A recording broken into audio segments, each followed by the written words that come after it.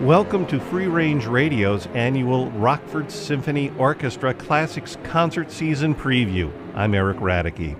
In programs past, conductor Stephen Larsen has given us a piece-by-piece preview of performances to come. This year, while we will be hearing about individual pieces from each of the 6 concerts, Stephen handles the setup for these concerts a bit differently. There's an overall arc to the 2012-2013 Classics concert season, and I think it best to let Maestro Stephen Larsen explain. This year, I decided to try something different and come up with a theme for the season. I mean, a real theme, not just something that would look good in a brochure, but something that would really unify the season.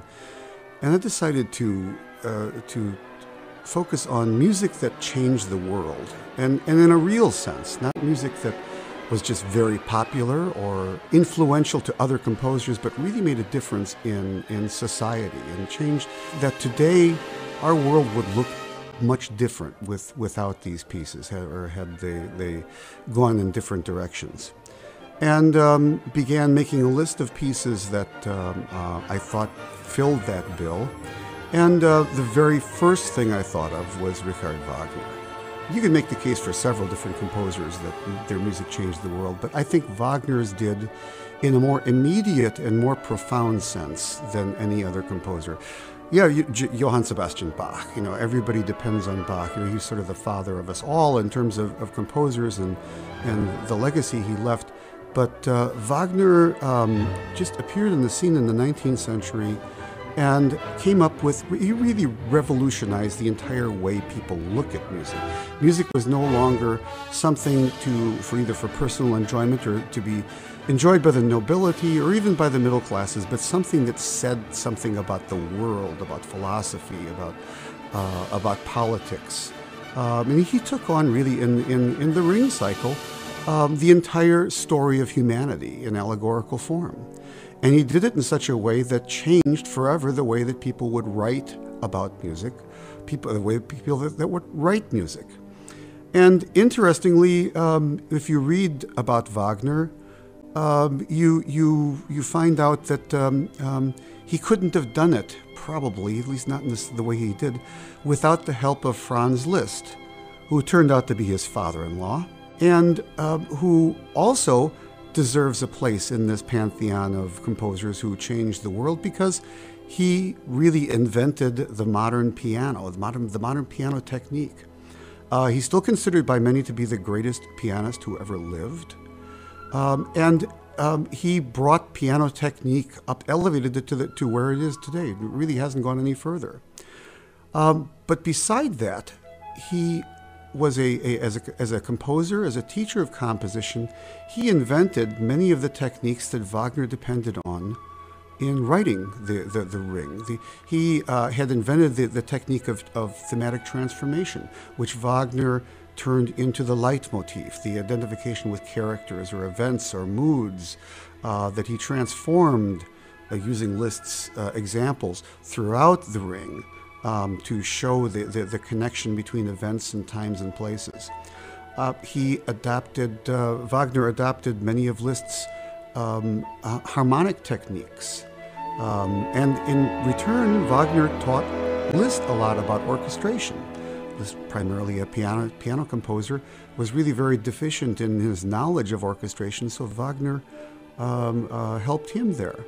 And it's always kind of struck me that here are these two people who are both buried in Bayreuth, Germany, just feet away from each other.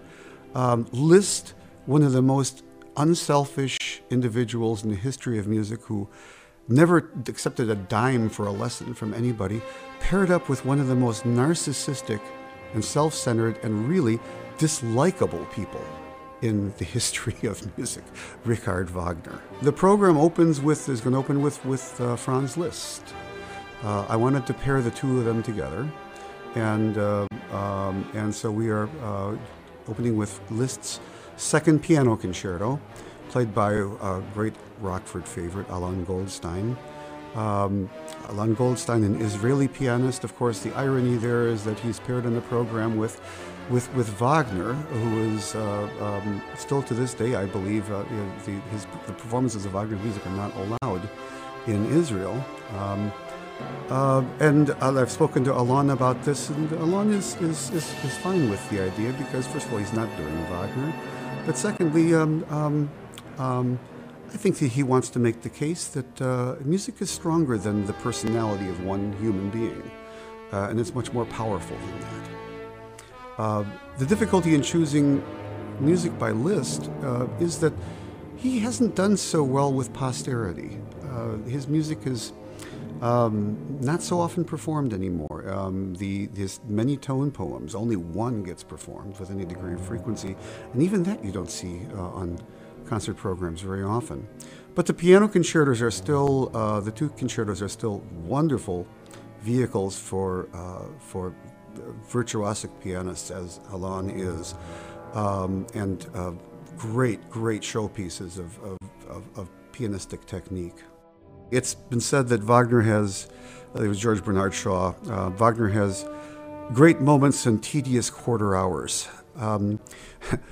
What we have done, or what this particular arranger has done in this piece he calls The Ring, a Symphonic Journey, has taken away all those tedious quarter hours and put together the great moments. And here in 70 to 80 minutes of music, the music from the beginning of Das Rheingold to the fall of the Twilight of the Gods, everything is, all the great moments are represented there.